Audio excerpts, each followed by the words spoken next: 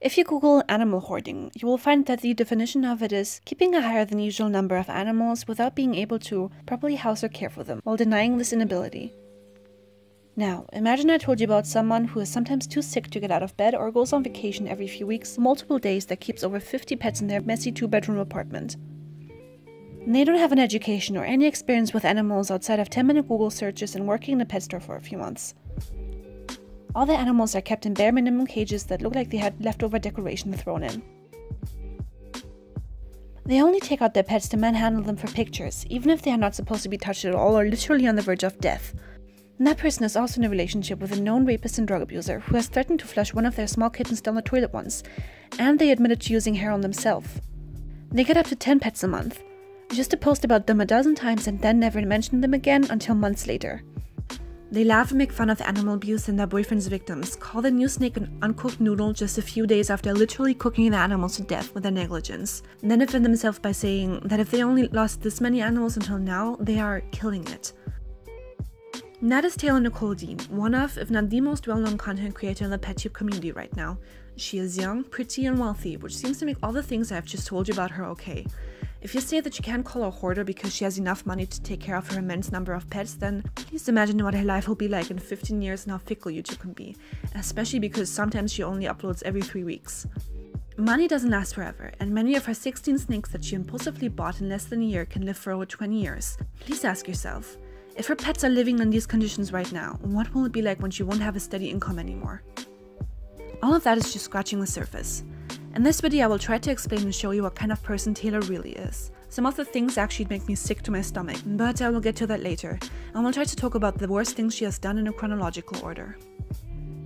Kittens, drugs, and her relationship with Jonny Craig. Let's start with the first thing that has turned many of her loyal fans off her channel, including me.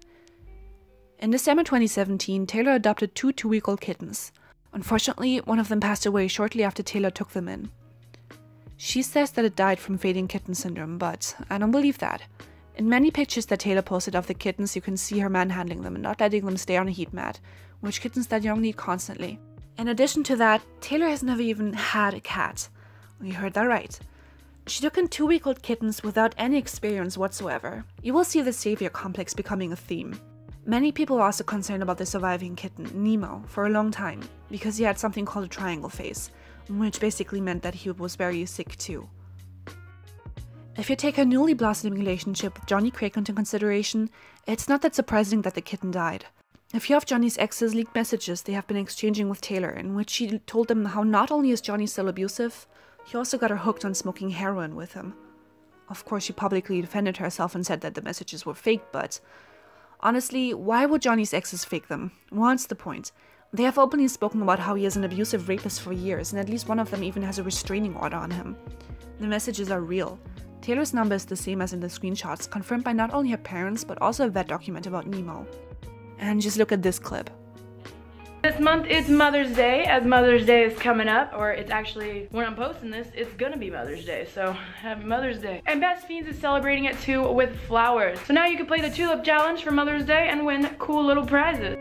It's possible that she just smoked some weed, or that she was drunk, but with all the information I have just given you, how likely is it that she wasn't high on heroin in this? Either way, she is clearly not sober, so everything she has said about Jonny and her being straight edge is bullshit. She has also spoken about how unhappy she is in their relationship in the podcast Reply All, saying that the only time alone she gets at home is when she is bathing. Here are some clips in which she is talking about her relationship with Jonny. After this, I'm supposed to go back to my boyfriend's where we're staying, and he just texted me that he's at the bar. I'm like, really? Like, everyone in the house left, so now I can't get into the apartment. Do you feel like you have any time, like, at this point to just kind of, like, be in equilibrium? Like, kind of, is it when you're home?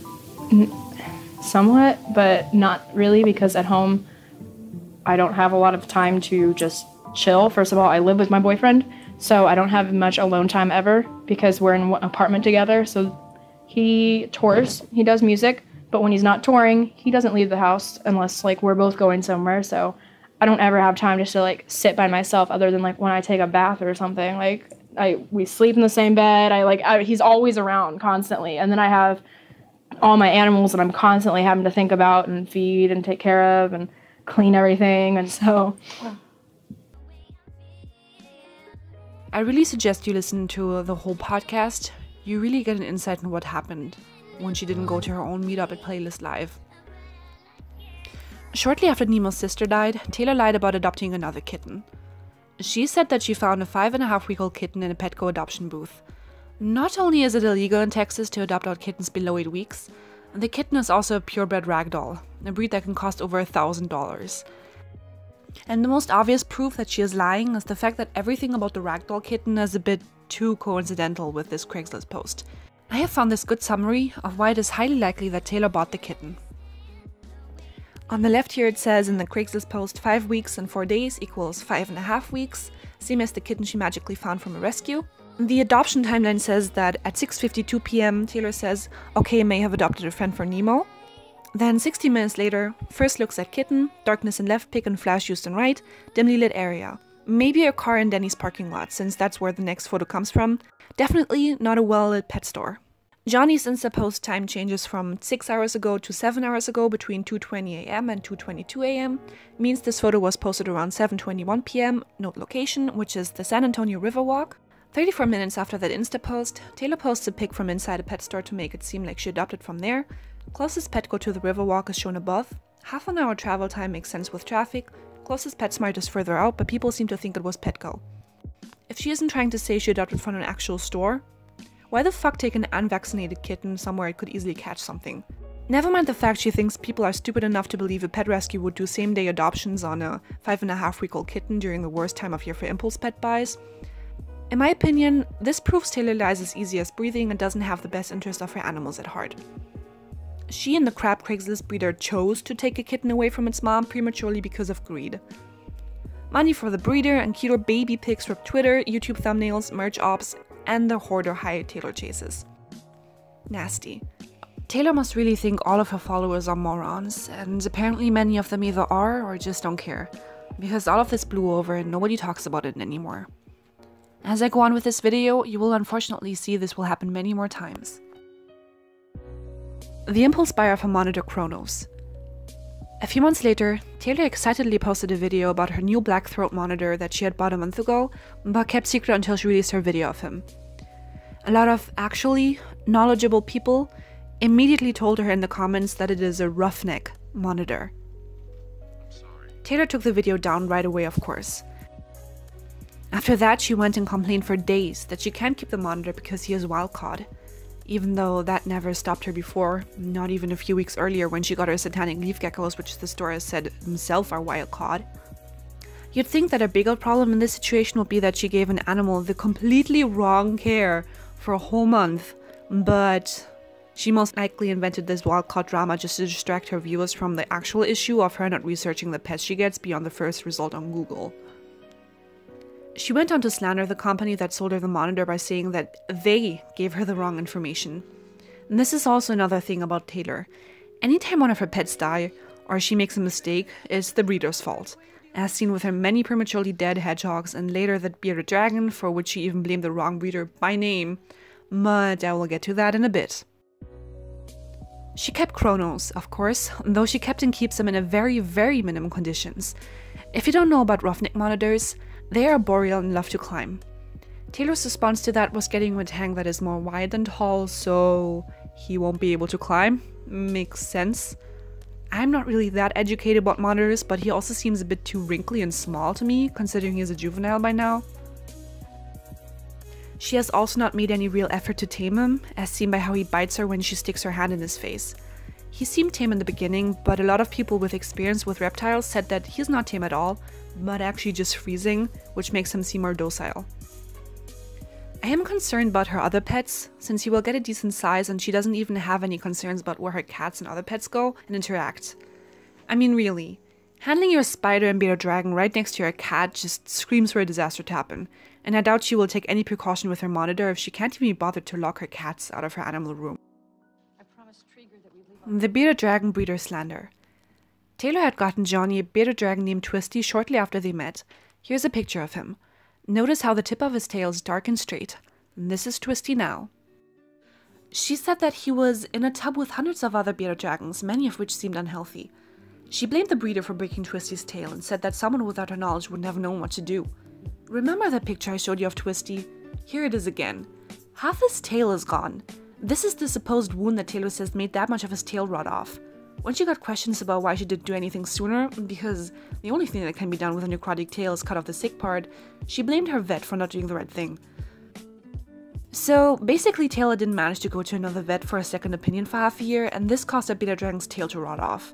But she somehow managed to spin it into, "It would have been worse without my knowledge. Mistakes are human, it can happen to anyone. It's actually not even my fault, but the vets for giving me the wrong advice and the breeders because they sold him to me in bad condition." As a result of this, some of her fans looked up the breeder she named and left nasty comments and bad ratings on their pages. The thing is, Taylor blamed the wrong breeder. As a result of this, the wrongfully accused breeder contacted her and asked her to admit to her mistake and clear the name. Taylor didn't respond for months, and once she got threatened with legal action, she promised an apology video. Still waiting for that, by the way. I know that Taylor's uploading schedule isn't the best, but you'd think she would have uploaded by now. It's been 2 months. The rat disaster.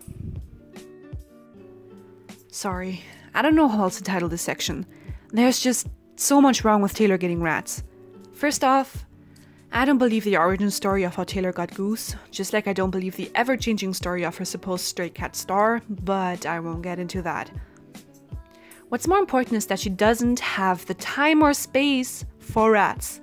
They need a minimum of 1.5 hours of outside playtime every day. Do you guys really think that Taylor has a dedicated player area? And I don't mean her bed, but somewhere they can actually run and climb, or 2, the time and energy for rats. I know how much work they are. I'd put them on the same level as dogs if you take good care of them. Someone that travels for weeks, every few weeks, isn't a suitable rat parent.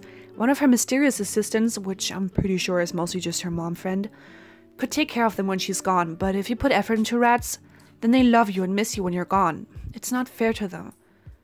Let's just make a quick list of why it's an awful idea for Taylor to have them. Number 1. They smoke indoors and rats can get sick from just perfume getting sprayed near them. Number 2. As I said, Taylor doesn't have the time or space.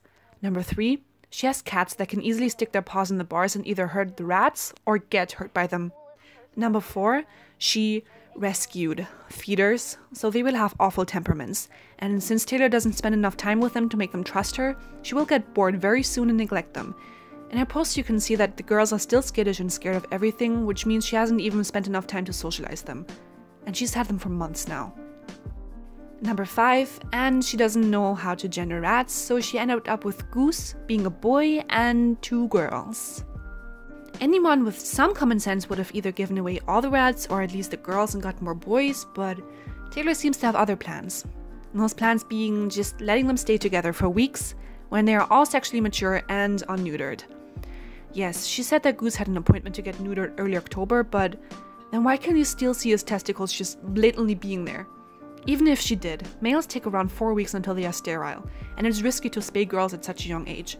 Taylor is basically asking for baby rats to breed more baby rats. It's just all kinds of screwed up. This is like letting 10-year-old kids get babies because you don't care enough to do the right thing and separating them. And rats don't get just 2 babies. They can have litter sizes of up to 14. She has 2 girls, so she can end up with 28 rat babies she can't care for. I have a huge soft spot for rats, so maybe I'm a bit biased, but I really think that this is one of the worst and most neglectful things Taylor has done up until now. Seeing her updates about her rats just make me sad. From the barren cage she had them in for months that wasn't even suitable for non-weaned baby rats, to the whole possible oops litter she is almost asking for, to them being shoved aside for the new flavor of the month. That time she cooked her pets. Mid-October, Taylor posted a long story about how her Pac-Man frog and skinks unfortunately passed away. Basically what she says happened is that the electricity in her animal room malfunctioned while she slept for 12 hours. After she woke up, she turned it back on and then didn't think to check for another 10 hours whether everything was going well. It wasn't. The heat mats malfunctioned and cooked both her crocodile skinks and Pac-Man frog until they died. So basically she keeps talking about how she can take care of her hoard because it's her job, but there's one time it actually counts. She only checks on her pets once in 22 hours. That itself just screams negligence, and I really don't get how everyone can tell her that it's not her fault when it so clearly is. Mistakes are human, but if a life, not to mention 50 lives, depend on you, then you can't make a mistake like this. Not only was it her fault for not checking, but her number of pets is also a direct cause that made this happen. She had too many things plugged into a circuit that made it overload. She could have caused a fire. She should have at least told her assistant to check for her, as she knew she'd be out for 10 hours.